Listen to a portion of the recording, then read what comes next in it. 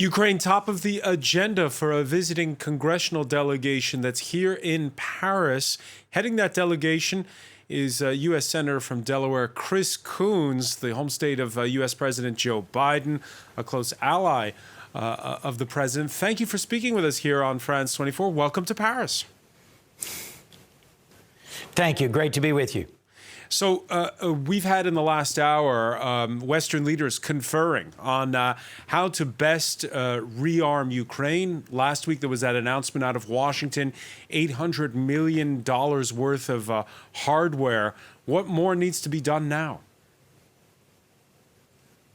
Well, that $800 million, which President Biden authorized, has just been delivered over the last 2 days, and it includes some advanced weapon systems, 155-millimeter howitzers, armored personnel carriers, and others that have been requested by President Zelensky. There are more weapon systems that we can be sending that will help anti-air, anti-ship, defensive missile systems, and other advanced material, including armor. Frankly, the other thing that we are talking about here, both in France and we will be in Italy in the few days ahead, is the importance of sustaining Western unity. President Biden has done a tremendous job of bringing together, of strengthening, and of partnering with our European allies. We're here in Paris, where the oldest alliance between the United States and a European country began. We'll never forget the help that the French Republic gave as we were fighting our own revolution for independence. And I'm looking forward to a number of important meetings with senior French leaders tomorrow, where we'll be talking about how we can strengthen, deepen, and sustain sanctions, in particular energy sanctions, how we can continue our cooperation in the Sahel, in West Africa, in security, and most critically, what we can do together to make sure that we are pushing back on Putin's aggression in Ukraine. You mentioned the Sahel, where the French are present, and so is the United States, by the way, in fighting jihadist insurgents. The French don't have an army the size of the United States. So how much more can a country like France do? I ask you the question, Senator, because we've heard in the last hour Germany's chancellor saying they've reached the limit of what they can deliver from the Germans' armed forces' own stocks. Well, one of the big surprises in recent weeks has been just how forceful Chancellor Scholz and the new German government has been in cutting off Nord Stream 2, in providing lethal aid. But one of the things our administration, President Biden and his senior security team are doing is talking to the companies that provide defense material for the United States. We do have the largest military budget in the world. We have a robust military supply system. And I think the United States can and will provide more critically needed resupply for the ongoing fight by the Ukrainian armed forces to resist Russian aggression. Never during the Cold War did we see the Soviet Union have this invasion followed by a sustained war inside of Europe. Yes, we saw Soviet tanks march into countries, but this is unprecedented. At what point, and you talked about it a little bit last week, at what point does NATO get drawn in with boots on the ground? Well, that's something that I think we need to be discussing is how far Putin will go as this war evolves. When I said that Putin will only stop when we stop him, I meant we, the West, we, the nations that have come to Ukraine's aid, which is not just the members of NATO. I'll remind you, the Swiss have imposed banking sanctions for the first time. The Swedes and the Finns are seriously talking about joining NATO and are providing material support to the Ukrainians.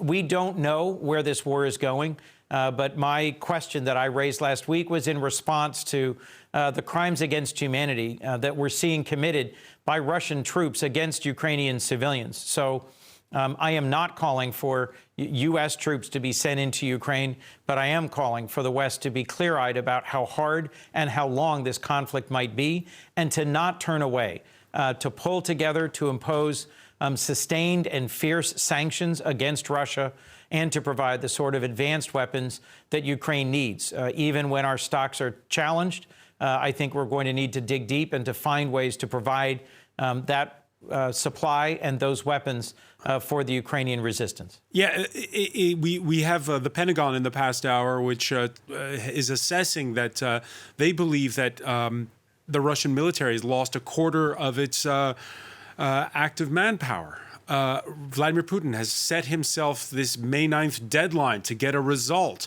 If he doesn't get that result, should we be concerned about chemical weapons attacks, or dare we say it, a tactical nuclear strike of some kind?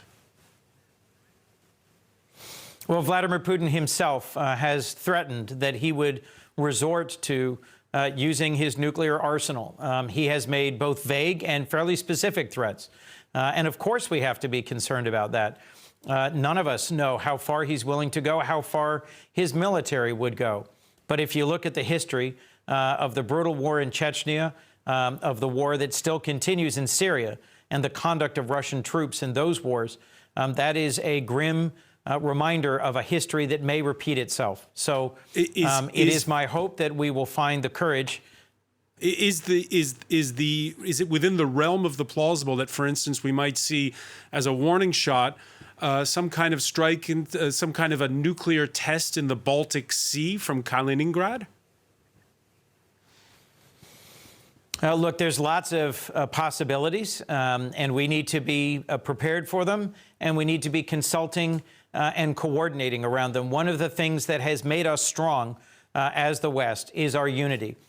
President Biden and his senior team have done a tremendous job of consulting, coming to a common position, and then pushing back against Putin's aggression. It's entirely possible that we will see the use of chemical weapons as we did in Syria. We might even see the horrible hypothetical that you just laid out. But only by being clear-eyed about the risks that are posed here to the security and stability of the West will we have the unity to be able to deter Putin from doing even more outrageous things. If Vladimir Putin cuts the gas to Europe, what will the United States do in that regard? Because the talk of making the switch from your gas that you get through a pipeline to that you get on a tanker through liquefied natural gas, there are many countries in Europe, and you said you're going to Italy next, where that in the short term, that's just not going to happen. Our administration, excuse me, the Biden administration is already working hard to secure additional gas supplies.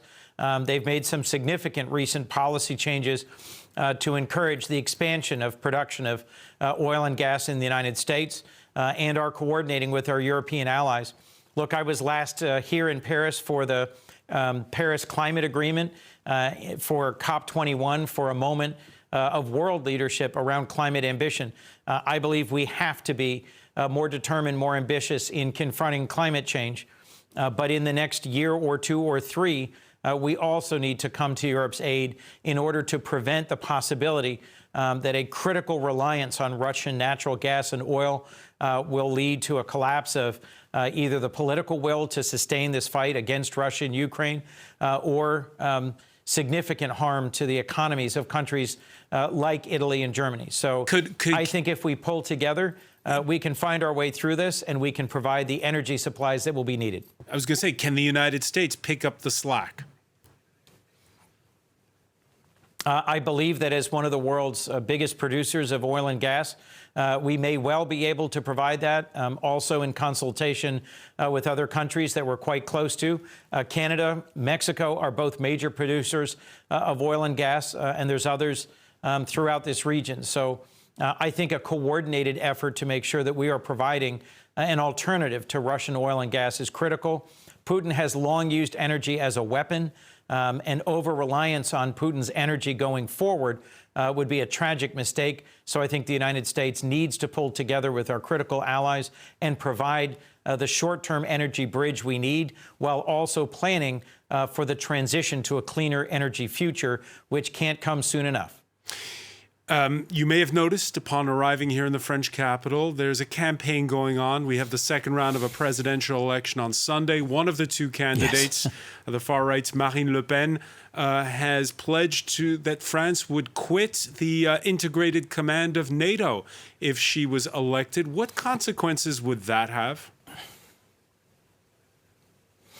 Well, this close to a presidential election, I think I will only say that I'm confident that the centuries-old and enduring partnership, the close alliance between the United States and France will continue, regardless of changes in our elections.